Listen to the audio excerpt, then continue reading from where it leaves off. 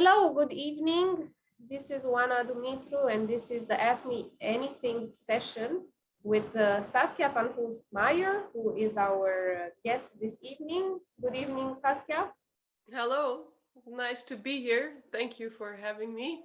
It's really also an honor for us to have you at this session. So we're glad you could make it. We're gonna go soon in your talking a little bit about your story and about your journey. But first, I just wanted to give a few instructions on how the event is organized. So you get to ask any question that you would like to Saskia. If you watch us on Facebook Live, then you can type your questions in the chat and we will pick them up. And if you are joining us via Zoom, then you can also type in the chat, or you can raise your hand and we will unmute you so you can ask your question directly to Saskia. But let's get started, Saskia. You are really on an exciting journey. I think for a lot of us, it sounds extremely courageous that despite this pandemic that has closed borders, that has made travel something completely different than what we were remembering, you embarked on a journey by car and with your dog, moving through countries for now in Europe, but you're actually reached the Asian side of the continent. Yeah. Where are you now? I'm in Turkey. I have been for a little while now. At the moment in Cappadocia, so in the absolute center of Turkey, and just an enormously beautiful environment. I got here 2 days ago, and yeah, it's just been wonderful. And actually, the people here a lot live in rock houses and cave houses, and at the moment I am inside one as well. So I'm inside a room that is being completely cut out of the rocks, and it's just yeah, it's a beautiful place to be. Yes, it's really special, right? Cappadocia is actually a place where Christians used to hide from I think the Muslims, right? Well, many people hid here from many other people. I think over the centuries, different waves of people who had to hide from invading groups from the Byzantians and the Muslims, and also probably a lot of other groups. And yeah, it's a really special place. They created these underground churches and houses inside rocks to stay safe. And yeah, even until today, people are using them, and it's absolutely gorgeous. Yeah, Yes, you can find. I must say that from all of our guests so far, you are definitely in the most exotic and special place. Exotic location. And Yeah. then we're having this meeting. Really, it's now we can say it's across continents, right? Because Yes, you're definitely. officially in Asia. Yeah. But indeed, Cappadocia has a beautiful and interesting story. But I think your story is equally beautiful and interesting. You really are fighting for a cause that affected your life and affects life of millions others. Tell us a little bit about yourself. Tell us about how what is your profession? What were you doing before you have embarked on this journey, and what motivated you to do this travel? Yeah, those are a lot of questions. My background is in academia. So I was a teacher in the university, in a small university in Utrecht. Yeah, I studied there, and then I did my PhD there, and then I worked there for a few years. Besides that, I live very rural in the countryside of the north of the Netherlands, and I had a small micro organic farm there as well, or at least I was in the process of setting that up. But then a few years ago, I got sick. I got ovarian cancer, got diagnosed with that. And that meant that both all those farm activities, as well as my job at the university, I had to quit eventually because I was too sick to do anything. And I went into a long time of treatment for 4 years. Basically, I've received treatments for this cancer, for which there is still no cure. And so on and off, different things, and they helped for a while, and then the cancer came back, and I had to go to another form of treatment. And so that was actually what motivated me to start doing this, because there came a moment when more or less the treatments were finished. There wasn't really anything else that could be done except for some really drastic things like another round of chemo, which I had so many side effects from before that I decided that I didn't want that anymore. And that kind of meant that the treatment options were very limited, or actually that they were finished. And then there came a moment where I said, I want to do something with this time that is left for me. I don't know how long it will be, but I want to do something that's good for me, that I like to do very much, and but also to connect that with something that is good for other people as well. And one of my big loves in life has always been traveling. So I thought about going on another big trip, and that eventually led to this project. And then when I was thinking about this trip, I was also trying to think of how can I make this bigger than just about me and doing this trip. And so finally that led to this the project in the shape that it's now, and we made it into a way of raising, or at least trying to raise money for ovarian cancer research, because as I said, there's still no cure. And people die from this disease, and I think that should be changed. Yeah, I think that's a wonderful purpose, and it makes it even more impactful, coming from somebody who is living through this challenge. But I want to go back a little bit to your academic times, and maybe also to the micro farming time. I remember you mentioned that you were studying around happiness, right? So your main focus was on happiness. My master, that's a long time ago. Yeah, my master thesis was on gross national happiness. So that is a philosophy that comes from originally from Bhutan, a country in Asia. But I did my research in Thailand about this, where local organizations, small development NGOs were working with this framework, seeing how they could make development work, development aid that was not so much about increasing the gross national product, but about gross national happiness as a metaphor for looking at what do people need to live a good life, not just money, but how can we frame that in a broader sense, and what gives their life meaning for them, and how can we create projects that make that happen. So that's what I did for my master thesis, but my PhD was on active nonviolence.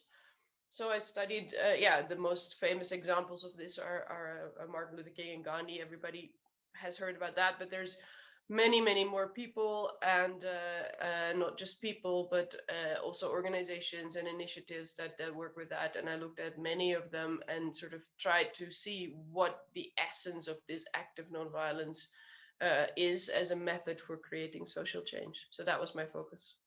Yeah. Very interesting. I'm curious to know how did studying gross national happiness and active nonviolence has influenced you in your decision to then go for the micro farming, and later on for what you are doing now. Do you think there are some influences from there, from those mindsets? Yes and no. I mean, it's maybe it's to put it in farming terms, it's a chicken and egg question. I don't know which one actually came first. My farming ambitions came from a number of things.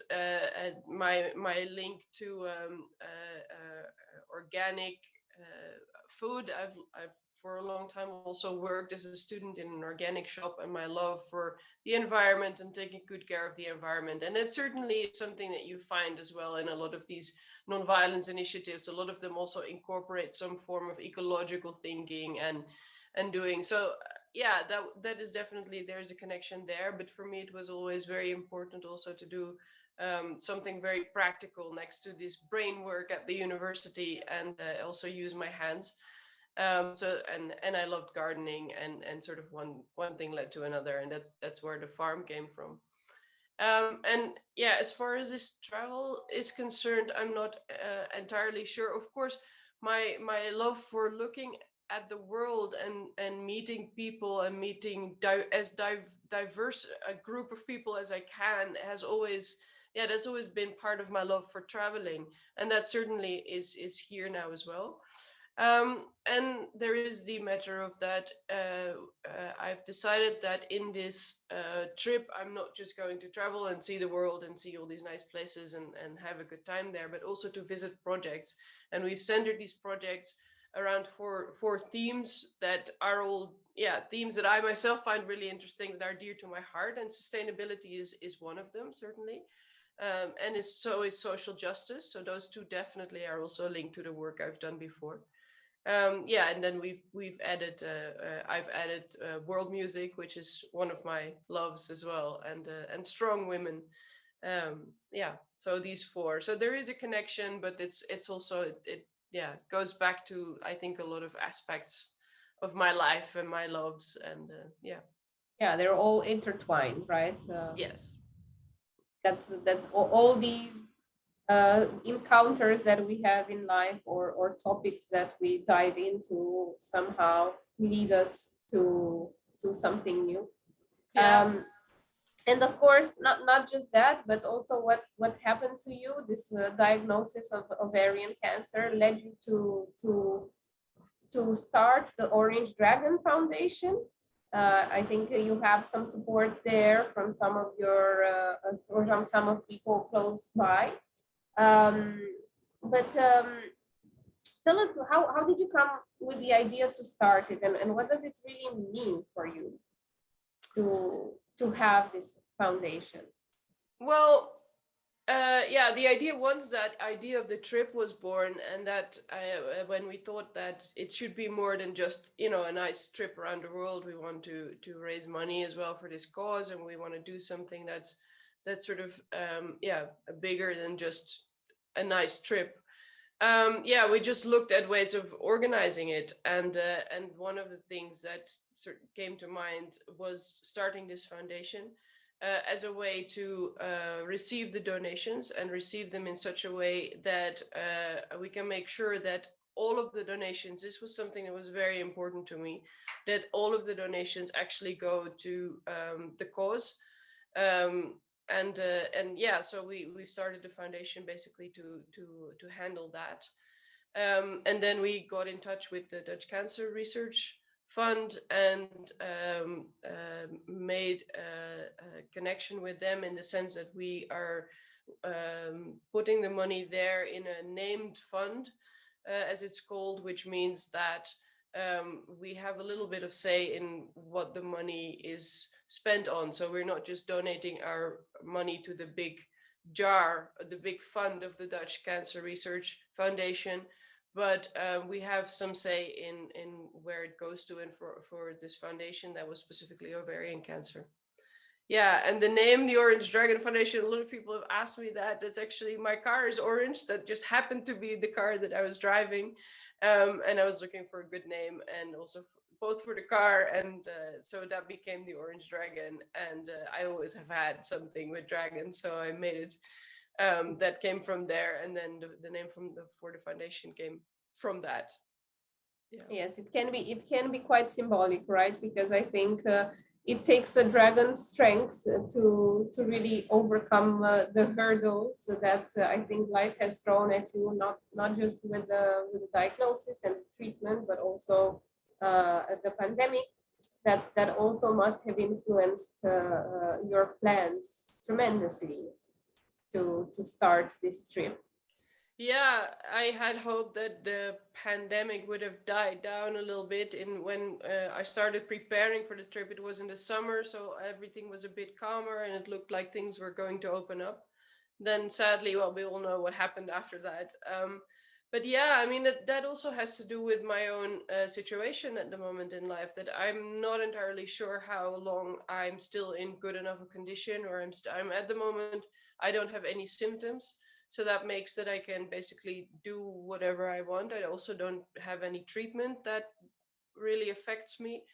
But yeah, it's anybody's guess basically how long that will last. And so if I had waited for, however long the pandemic still goes on, then maybe there wouldn't have been the possibility for me to go at all anymore. So that was the sort of the deciding thing, that I said, well, I'm just gonna see what happens and just go for it. And yeah, even though this is happening. Yeah. Yeah. Yeah, so you actually drove from the Netherlands to Turkey, and you have probably had some stopover along the way. Yes, many. Yeah. How was that for a trip? Also considering the pandemic. Yeah, it was good. I mean, yeah, the trip so far, of course, the obstacles, the pandemic brings obstacles, and driving your car across so many countries anyway, there's always something going on somewhere.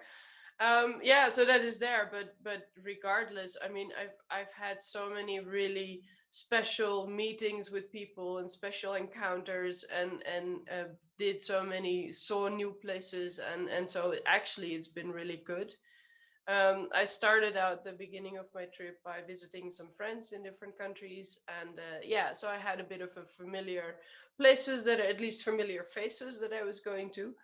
And then it got a bit hard because the direct route to Turkey was blocked, because Hungary and Romania Hungary was closed, and then Romania had a really heavy quarantine rule. So yeah, I had to go basically around it. I was in Vienna, and I had to travel through most of the Balkan countries to slowly reach Bulgaria, and then to be able to cross into Turkey. So it took longer than I had planned. I stayed a lot longer in Europe than was originally the plan. But yeah, I also got to see countries like Montenegro and Macedonia, where I never thought I had been. I drove through Albania. I was really sad that I didn't have the time, or yeah, I didn't want to take the time for various reasons to stop there. But just driving through the country was just amazing. And yeah, and our welcome in Bulgaria, and in especially in Plovdiv, was just absolutely wonderful, where people had a big sign made where, welcome Saskia and Kaira. And yeah, so yeah, it's just been, yeah, obstacles are there, but they've not yet been so big that they really yeah, were nasty or were pain or something. And they've led to other good things that I had otherwise maybe never yeah, would otherwise never have happened. So it's a good trip so far. It's a really good trip. Yeah, and it's beautiful. You have a companion, right? So in your long drives, you're Yeah. accompanied by Kyra. Yeah, we are. We're definitely a team. I'm always talking about we, because Yes. it really feels that I'm not doing this by myself. And it's also really nice that what happens when you travel with a dog. It's, for me, this is the first time doing this as well, to travel with a companion like that. But she's definitely a talking point. People Yeah. either like her a lot, or they don't, and then I get to talk to them about, why are they afraid, or maybe I can try to help them overcome a little bit. And yeah, it's really it's good. Yeah. Nice. Um, I want to go back a little bit to the topic of ovarian cancer, and maybe you can share with us a little bit more about the treatments that are available. I understand there is no cure, but considering that the Orange Dragon Foundation is focused on research for this disease, maybe it is interesting to share with us a little bit more the different types of treatment that are available there, and maybe what you know of the status of researches nowadays. Yeah. Well, the standard treatment at the moment that I received as well, and that still basically everybody receives when they get diagnosed with this form of cancer, is as chemotherapy and surgery. And it, yeah, kind of depends on how which stage of cancer. Is very technical, but yeah, what stage you are in which order you get that. but those are the main two things. And the surgery, which is a really big surgery. It takes a lot of recovery time. And the chemo, which is a really heavy form of chemo. And for me, especially, the side effects of the chemotherapy were so severe that it takes a couple of months to go through the whole cycle of chemotherapy, because you have six times you get something like this, and with 3 weeks in between, so it takes months. And for me, it was in those months I wasn't able really to do anything. I was extremely tired. Also, I had a lot of bone pain, and you have all the regular things of chemotherapy that many people have. Your hair falls out and all of that but those are not so bad. For me, the fatigue and the not being able to do anything that I wanted to do that made life worthwhile for me, that was really the heavy part. And then there are a few follow-up options as well that I also had, and one of them is immunotherapy. So there is a drug that you can take afterwards that is supposed to help suppress the cancer. So it doesn't take it away, therefore it's not a cure, but it can suppress it for some time. But also that I took that drug in the setting of a trial, so of a medicine study. I took part in this. But again, the side effects were so severe that I wasn't able to do basically anything. All I did was sit on the couch and be quite depressed from that, because I'm a very active person. And that is actually a drug. If it was successful for a while for me as well, it suppressed the cancer, but it would have meant that I would have taken that drug for the rest of my life, because as soon as you stop, the cancer comes back. And sometimes the cancer also comes back when you're still taking the drug, which happened in my case. So yeah. And more research is needed, and it is going on. There is at the moment no test for ovarian cancer, so you can't detect it beforehand. So you only detect it when your symptoms are very bad, and which means that it's often quite too late, which is why it's such a problematic disease. So there's research going on that looks into that, developing a better way of testing for it. But also, different forms of immunotherapy that are maybe less invasive, and that actually maybe lead to a cure. But for the moment, there is no such thing yet. It's important to share this, because I think it's relevant for people to understand how crucial it is to actually get involved and support such researches, because it takes some time until a cure or a better treatment can be found. It takes a long time, and it's also, what doesn't help is that it's quite a rare form of cancer, which always means that of course there is less research and less money goes to research into that, because simply less people suffer from it. But which means that if you do happen to have the bad luck to get it, that it's a problem. And basically right now, as if you get diagnosed with ovarian cancer, it means that you will die from it at a certain point. And steps have been made in other forms of cancer, so it shows that if enough research is done, that we can get to a cure. And for this type of cancer, that still needs to happen. So and this is the main purpose of your trip, to combine your lifelong dream of keep on traveling, but also to support donations for ovarian cancer. But we have a question. When is your trip a big success for you? What have you then achieved or experienced? What have I achieved or experienced? Is that it? Yeah, so the moment you actually feel that this trip is a success for you, looking back, what would have been those things that you feel, this is what I wanted to achieve, or these are the experiences that really make me feel this trip is a success? Yeah, it's a good question. I think that there are so many different levels that I can answer this. Of course, if we raise a lot of money that actually makes a substantial difference, in this research, that new research can be funded with it, that would definitely be a big success. I would feel very successful if we were able to do that. For myself, I think I already feel, especially the last 2-3 weeks here in Turkey, that it's a success in the sense that I've met so many amazing new people, and I see new connections actually beginning to come from these new encounters that I have. So I've been able to link people that I knew from before to people that I've met, and sort of new networks and new interactions happen from that. And that's something I really, really love.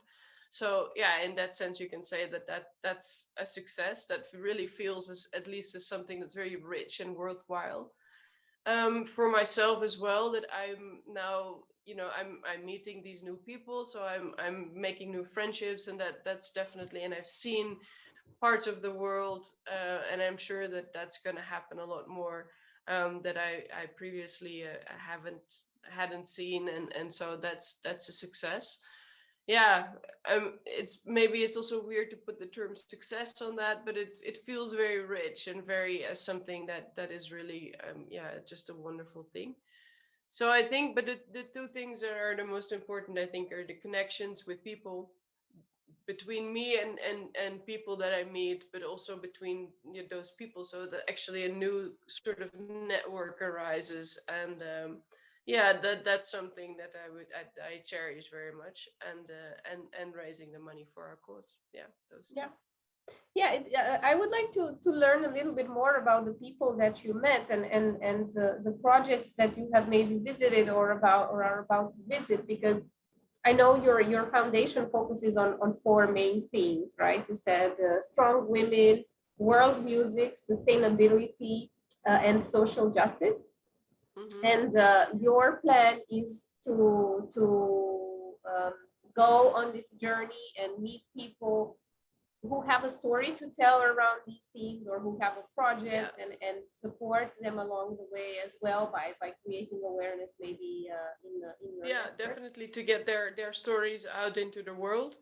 um yeah, so when I started in the Netherlands, the first project that I visited, actually, I have known for a long time. It's not so much a project, but it's my friend's biodynamic farm. So it's a form of organic farming, with very idealistic, and from the basis of anthroposophy. So a very specific philosophy is underneath that, or behind that. And what is actually really nice is that when I came to Turkey, I also travel with this organization called Servas, which is an organization that lets people stay in each other's houses, and not just couch surfing, as we all are probably familiar with, but actually that you become part of a family, or you become part of the host's life for a while. And that's the purpose of this organization. And one of the families that I stayed with in Istanbul had the connection with anthroposophy and Waldorf schooling as well. And now I've been able to connect them with this project, and been able to tell them about the project. I made a video as well. It's on our YouTube channel. Yeah. And it's really nice to see that there are new ideas and plans for the future, springing up there. And then here in Turkey, is because I had to take this detour through Europe, so I haven't been able to visit a lot of project there. But here in Turkey, they are all, well, lined up is a bit too much, but that's definitely starting now, the projects to visit. And one of them is actually the reason that I am in Cappadocia right now. I'm visiting a women's cooperative tomorrow, that is in the rural areas here, where on the one hand, tourism, well, at the moment, is not booming, but in a general sense, tourism is very much booming. But the people who profit from that are usually, and yeah, the people that are already maybe come from a good financial background, and are able to invest. And this project looks both at preserving the ecological system that is here, because tourism is certainly not always good for that, but doing that in such a way that women who are not always taken up in these in this economical side also get to run their own thing within this. and sort of combine the two of them. So I'm very excited to go and see what happens there. And it's run by a really strong woman as well, who is from the local area and is just doing amazing work. And I'm really excited to go and see. And there are some other plans. I've met with people here in Turkey, one who is running a peace school in the rural area in another part of Turkey, which I'm hoping to visit as well. Yeah, so the things are lining up, and I'm looking also, I'm now making plans for after Turkey. I'm hoping to go slowly towards Egypt, and one of the big projects that I want to visit there is called Sekem, which is also an organic farming, but much broader than that. Also has links with education and healthcare, and yeah, so that whole interesting side of the travel is going on now, is starting up. So it's Yeah, exciting. I think you know what I love about your foundation or your journey is that it's more than just travel. It's actually also having purpose, not just for the research, but meeting all these projects and getting to understand them better, getting to know them better, and indeed, like you say, maybe creating connections that might support them. I think Mm-hmm. indeed it must be very, very enriching for you. Um, Yes, it and is, and I hope for others as well. That's the yeah, idea. Yeah. yeah, definitely. And I've also seen on your post that, of course, you have also celebrated, like the rest of us, the International Women's Day, Yeah. and you've made some videos of some strong women that you met along the way. Any of Yeah. those women who you would like to highlight? Yeah, well, all of them actually. I mean, I've because of this trip, not only have I met people, but also people have reached out to me. So yeah, one of the people that reached out to me and who was also in the video on Women's Day was somebody from the Netherlands who a few years ago made this incredible food journey from the south of the Netherlands to Rome in 5 months. And so we highlighted her story. Actually, I'm going to publish a longer video about her story as well soon on the website. Yeah, another person that we highlighted was the person I was staying with at that moment in Eskişehir, a city in Turkey as well, who told an incredible story about how she had to fight all her life to get her education. And finally, at the age of 34, managed to graduate as a civil engineer, and was barred from getting her education actually because she was a woman, and she just never gave up, and went on, and now is what she wanted to be, and just such an incredible story of strength and overcoming obstacles. Yeah, and yeah, many more. We had 5 6 videos, and yeah, I can tell about all of them. My friend from the Netherlands, who is migration has a migration background, and told about the sacrifice that her parents made so that she now has been able to become a politician. An incredible, yeah, one of the strong women in my life that I know. And somebody who's on the board of our foundation who has an immigration background herself, and who highlighted that there are so many women around the world who go through a similar story, and yeah, and are really strong in standing up for their own, for making their lives better and that of their families. And yeah, it was an incredibly warm and wonderful way of celebrating Women's Day. It's one of the moments in the trip that I cherish a lot so far. Yes, Yeah. yes, it is. It is indeed. I did see the videos. And it is actually wonderful to see how to see that in the end each woman finds her strength. Each woman has a story behind Yeah. her that has developed that strength. Um, but having a question also from the audience, how do you plan your trip? How do you make these plans? Where to go next?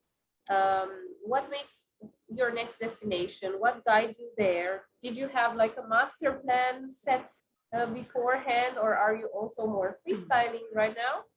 Yeah, well, they're both actually. There is some sort of master plan. If you look on the website, there is certainly for the first 8 months, there is this general idea of going to South Africa. So that is the general direction that I'm heading in. But of course, because, well, Corona is there, but also if you just leave Corona aside, just the situation in the world sometimes makes that you can't go the route that you would be the most convenient or that you had planned. And yeah, so I have to be very flexible. As I said, I spend much more time in Europe, for instance, than I would have normally planned, because I had to go around. So yeah, the general direction now is Cape Town, South Africa, but for every step of the way, I have to look which country is open, which part of the route can I take, how can I get there, what do I need to do for visa, what do I need to do for Corona, do I get tested, do I have to have other special things taken care of, what do I have to do for the car, what do I have to do for the dog, is all of this possible? Yes, okay, then we can go there.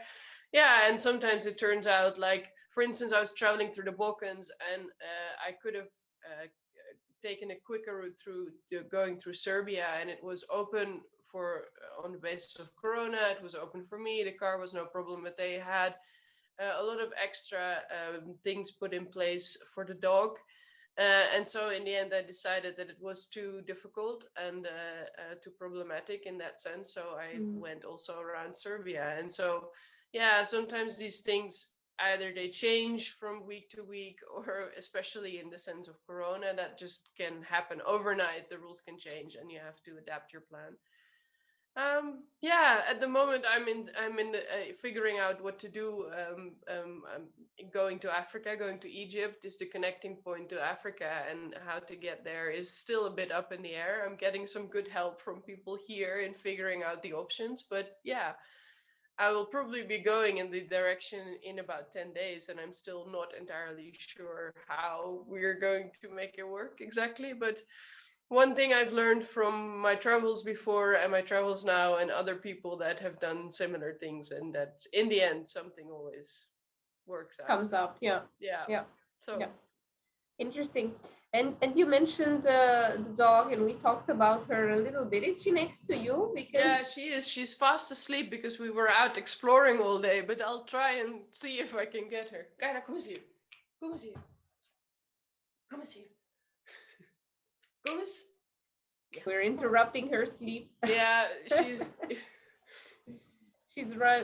she's been running around probably all day. Yeah, she has been. But here we are. Kaira, look at you. Beautiful travel companion. Yeah, she is. I'm very, very proud of her. Also a strong lady. She is. She definitely is a strong lady.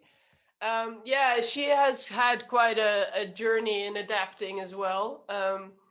In the first few weeks, there was one moment where I thought, oh my goodness, is this going to be okay with her? Is she going to, because she was a bit sad and a bit stressed from all the sudden changes. And but yeah, since then she has really come around, and actually is, I have the feeling that she is enjoying herself, and she is meeting new dogs as well on the road. Sometimes we stay in houses that, even this place where we're staying now has another dog, so she gets to make new friends. And yeah, I'm very proud of her and how she's doing it. And yeah, it's just quite an experience for her as well. Yeah, it is. Yeah. And talking about strong women, Saskia, you're a strong woman yourself, and I think that a lot of times strength comes also from vulnerability.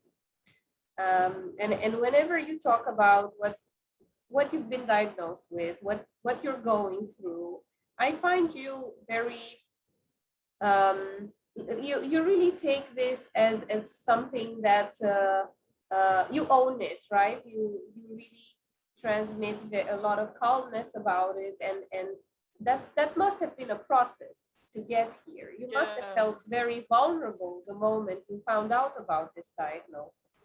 And I would like to, vulnerable, and not just vulnerable. I had I think all the, maybe, I don't know, textbook things that come with that. I was really angry. I was ashamed even at some time, like, why is this happening to me? I was really angry and disappointed that I had to stop my career. I really wanted to continue with my academic work, and there came a point when I really couldn't. I couldn't really do anything anymore in that sense. So yeah, I had everything, and this calmness also comes from the inevitability of this. Yeah, it is just what it is, and yeah, and it's also not, the calmness is also not there all the time. I really, at the moment, it helps that I have something very big to focus on, and to keep me busy with, and Yeah. yeah, that's good.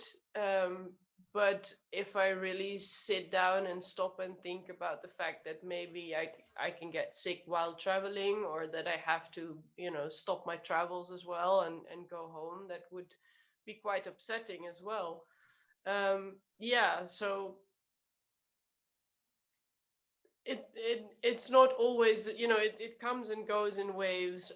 But at the same time, I really do think that um, I think it's important that people also, for me, it has always been very important to be treated not only as somebody with cancer or a cancer patient, even in the times that I was very, very ill, um, but as, just me and who I am and who I've always been, and that hasn't changed, at least not significantly from having this disease. I'm still me, and for me, it's been very important to be, to let the rest of me as well and have its place. And I think that yeah, Yeah.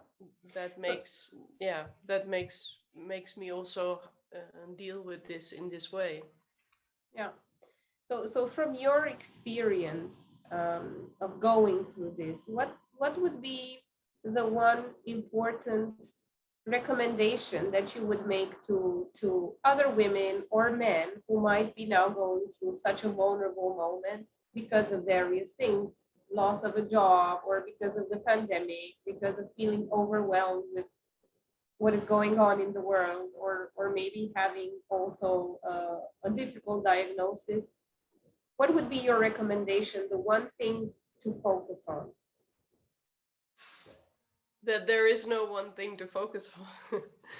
um, yeah, for me, I think for me it's important that you let yourself be angry or sad or depressed or whatever it is that comes up, and that you uh, don't ignore that or feel that you have to sort of power through that, or chin up and go on, because that is not how it works. And for me, it's always been the fact that um, I can recognize, and that's not definitely not something that I've only done by myself. I've had people around me who can recognize this with me as well. But that it is really difficult, or that it just sucks, or that that you're really and if you can let that exist as well, then from there you can, at least that's how it worked for me. But then you can look at whatever else is there still in your life. And as I said, for me, it's always been very important that I am not just a cancer patient, or I am me with all my character traits, and try to give room to all of them.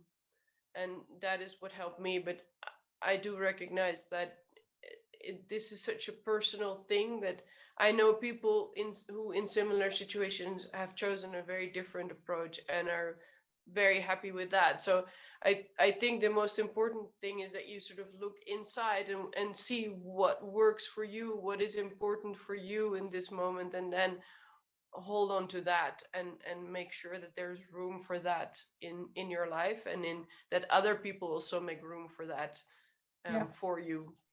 yeah, Yeah. yeah. It sounds like finding your purpose, and the one thing that matters to you, and trying to group yourself around it. Yeah, yeah, and but definitely also make room for the non-purpose, like the not good parts, and the sadness, and and the nothingness and everything that also comes with a tough situation, and that as soon as you can give room to that as well, at least that's how it worked for me, then there is also room for to pick up things and just go and do something positive as well. Yeah. Yes, it's beautifully said. Having another question from Ingrid. She's asking if there are any countries where you would like to get to know some new projects, if people could give you tips on which country, for example, which countries you would like to receive these tips on. Maybe you have some countries that you would like to visit and you don't know that many projects there. Maybe some people from our network can recommend.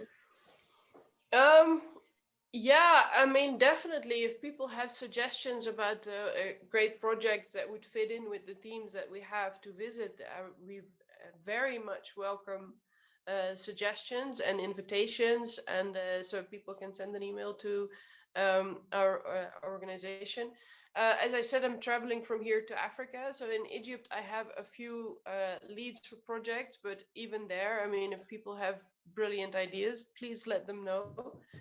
And the plan is to travel from Egypt down to South Africa on the east side of Africa. So depending on again, and what is open and what where travel is possible. But so that would mean Sudan, Ethiopia, Kenya, Tanzania, and then probably Malawi and down to South Africa. So if along those routes people have some good suggestions, definitely let us know. We would be really happy with that.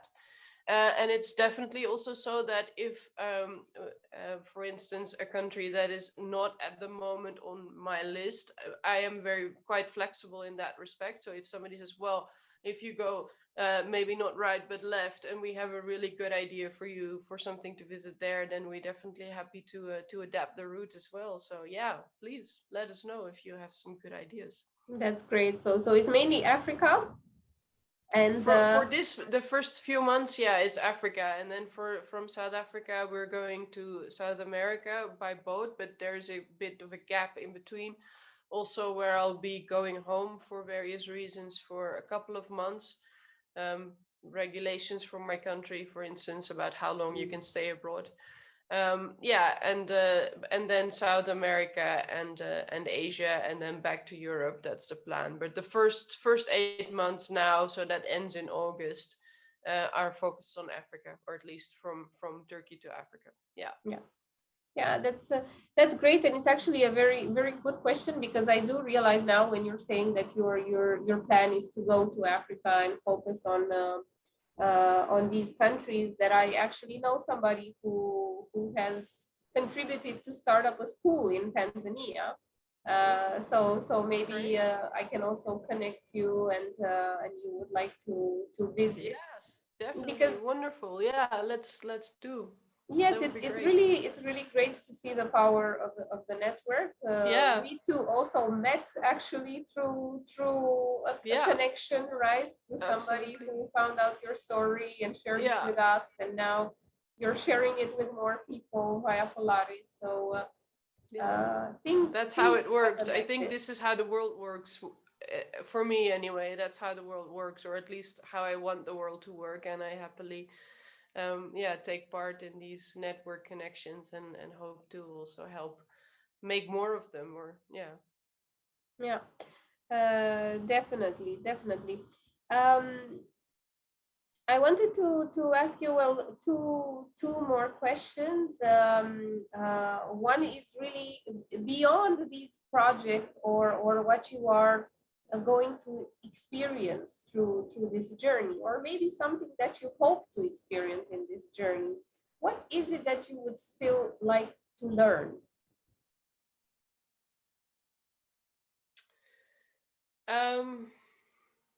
That is a good question. I would still like to learn more about. I started traveling because I was so curious about what life was really like in places that were really different from the place that I was in, and to meet life in all its different facets. And that is still something that I would like to learn more of.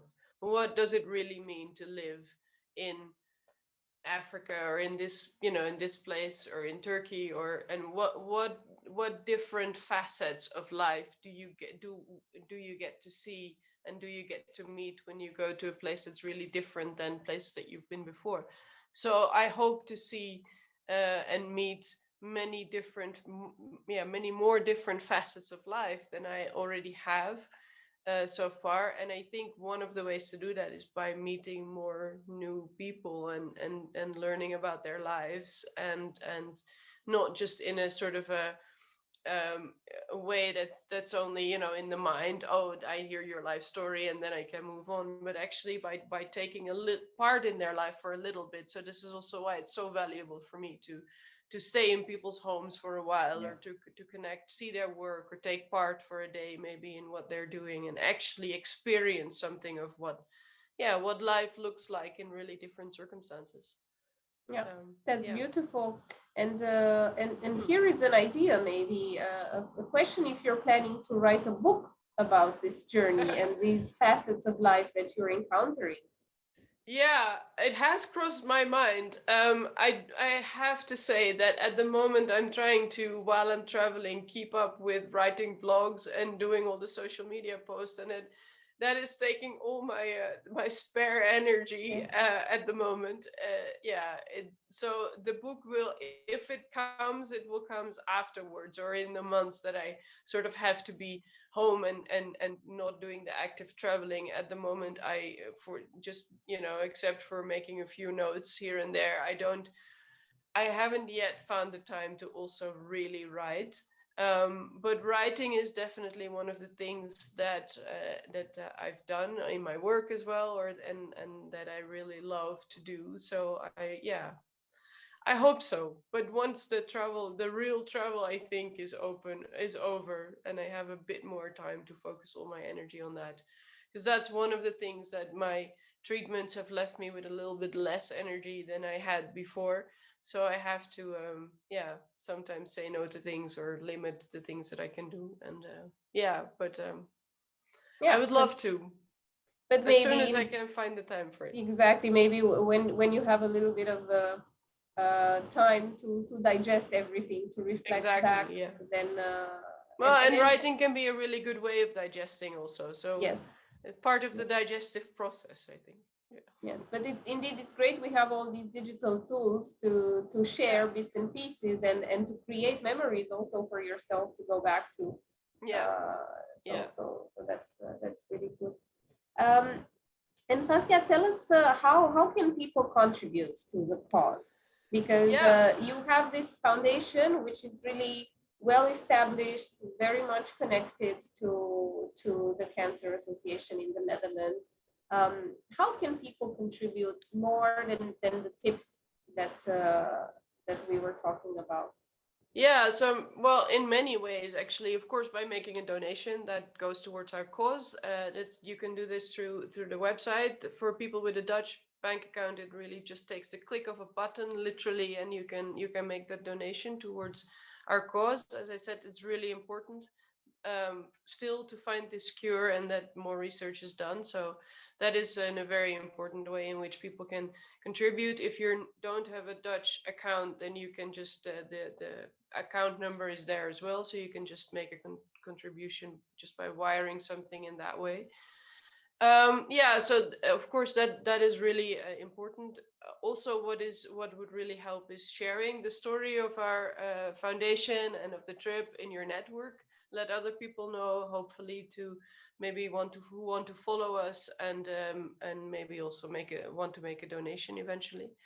And then we also, because we really want 100% of the donations to go towards this cause, the foundation itself, and also part of the trip, is we pay from sponsorships, from corporate sponsorships. So it's really separate from the donations. We don't take anything away from the donations.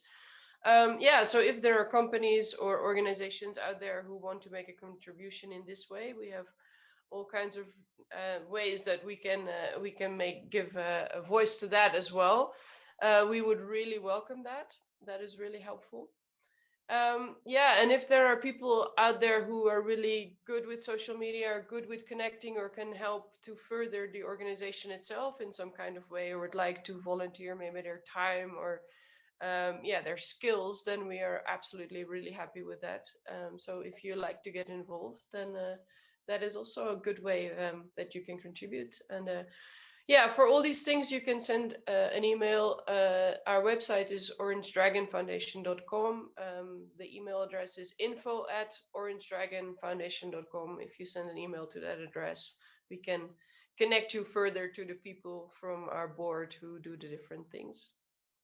Great. Yeah. So definitely we're going to keep that in mind, and also the small donations that maybe we have received for this event, we're going to give them to your foundation, and Thank we you very hope that much. that more people from our network who hear about your story are also going to contribute. That would And be wonderful. maybe one last question on how do people react when they hear your story and the purpose that you're working for? What different reactions have you noticed? Yeah, really different reactions. Well, I think most people, there are reactions to the trip. People say, "Oh, it's really brave," or "It's really, out there." Some people say it's really crazy, and "Why are you traveling in these Corona times? And everybody should stay home, and so should you." And yeah, so it's in a way also a valid response, I think. So yeah, these reactions both happen, but mostly the reactions are very positive. Um, if I tell people that I'm ill, the reactions really, because at the moment you can't really see that I'm ill, so people sometimes don't. Well, I don't know if they don't believe it, but they don't. Yeah, they say, "Oh, but you look very good," and how So I have a lot of explaining to do in that sense as well. Sometimes, yeah, sometimes also cancer is still a difficult topic, and the idea that I might die at some point from this is something that people don't really want to talk about. So those kinds of reactions of sort of distancing are there as well. Yeah, and then as far as the cause is concerned, most people really support that, so are really supportive of that, and most people recognize that, yeah, these kinds of diseases in general, cancer in general, is something that still needs a lot of research and a lot of help to be able to actually make people better. So I think most people in that sense are really supportive and want to help if they see a way to do that. Yeah. Yeah, definitely. It is a cause worth fighting for. Yes, definitely. And I'm glad if we can share a little bit of your story with more people. We're definitely going to follow you along your journey.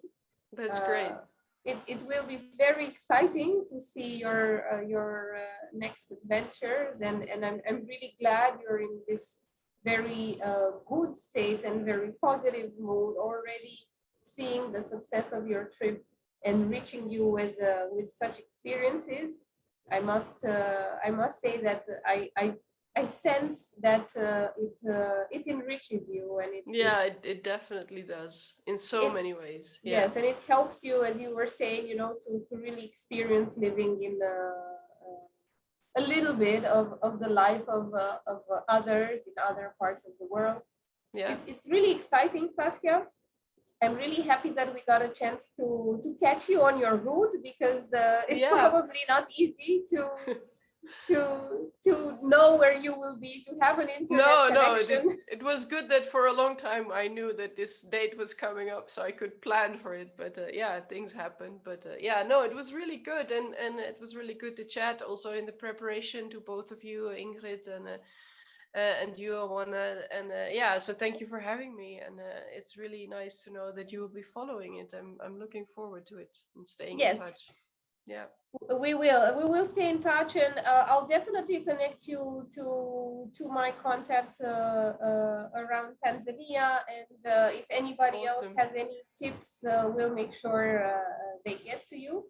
Great. We'll Great. let you rest for the visit to your next project, right? Yeah, I have to get Women's up early Cooperative. actually tomorrow for this, so it's yeah, no, Great. but yeah, I'm looking forward to it. Okay. Thank you very much, and good luck with your travel, and good Thank luck you. also with the foundation. Thank you very much. It's been a Thank pleasure. you. Have a good evening. Bye bye. You too. Bye. Bye.